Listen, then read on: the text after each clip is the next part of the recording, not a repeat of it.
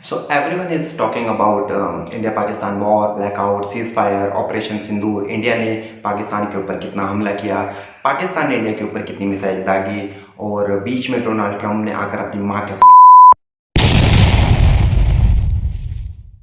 इन सब चीज़ों के बीच में हम एक चीज़ मिस कर गए गाइस, और वो था प्राइवेट जॉब करने वालों के लिए एक हफ्ते का लॉकडाउन यानी कि छुट्टियां।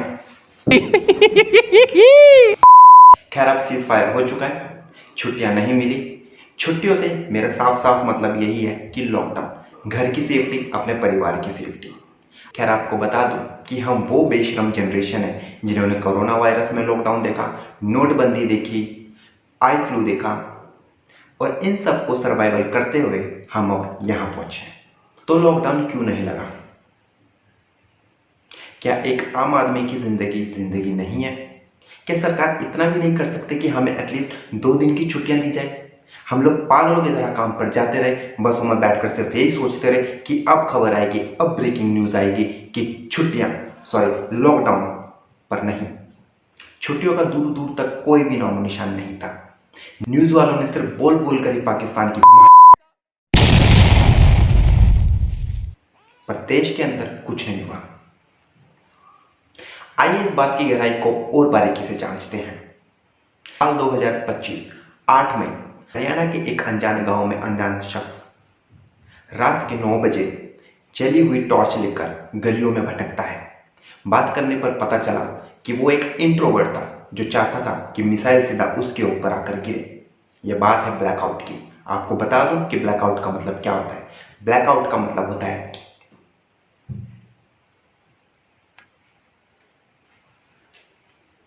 जी हाँ, पूरे देश की लाइटें बंद, कोई भी रोशनी नहीं जलनी चाहिए। पर वो शख्स चाहता था कि उसके ऊपर मिसाइल गिरे। खैर ऐसा हुआ नहीं। गांव वालों ने अलग से उसकी गांड और तोड़ी। अब दिखाते हैं आपको उस इंसान की तस्वीर जो रात को टॉर्च लेकर घूम रहा था। अब आप बोल रहे होंगे कि ये तो हमें चूतिया बना रहा है। जी हाँ, न्यूज वाले भी तो वही कर रहे हैं। हद तो तब हो गई जब एक आदमी टॉर्चों का पूरा गुच्छा लेकर रात के 9 बजे एक बैंक के आगे खड़ा हो गया। कार्रवाई करने पर पता लगा कि उसने उस बैंक से लोन ले रखा था और वो चाहता था कि मिसाइल सीधा उस बैंक के ऊपर आकर गिरे। उसका सपना सपना ही रह गया। बैंक वालों ने उसके लोन के ऊपर 10% का इंटरेस्ट और लगा दिया। अब बात करते हैं कि क्या होता अगर देश में बैंकों के ऊपर बॉम्ब गिर जाता, पैसों की दिक्कत ही खत्म हो जाती। जिन लोगों ने लोन से पैसा ले रखा है वो लोग फ्री होकर जीते। किसी भी तरीके के आदान प्रदान में पैसों की दिक्कत ही खत्म हो जाती। लोग वापस आदिवासी बन जाते, सुबेरे उठते, शिकार करते, खाते और सो जाते। पैसे की कोई टेंशन ही नहीं। जो लोग बेरोजगार हैं वो मेरी बात से पूरा रिलेट कर रहे होंगे, पर खुश होने की जरूरत नहीं है। वॉर खत्म हो चुका है और बैंकों के ऊपर कोई बम नहीं फूट रहा है।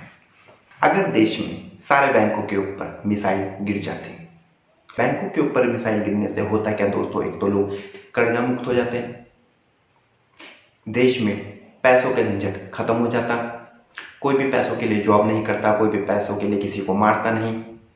लोग पुराने टाइम में आदिवासियों की तरह सुबेरे उठते, शिकार करते, रात को खाते और सो जाते। किसी भी तरीके की कोई टेंशन नहीं, ना घर बनाने की टेंशन, ना गाड़ी लेने की टेंशन, ना काम की टेंशन, क्योंकि पैसा है ही नहीं दोस्तों। ये पैसा क्या कर सकते हैं हम? ऐसे ही बेतुकी बातों के लिए सब्सक्राइब करें हमारे यूट्यूब चैनल और फॉलो करें मेरा Instagram account. Thank you so much.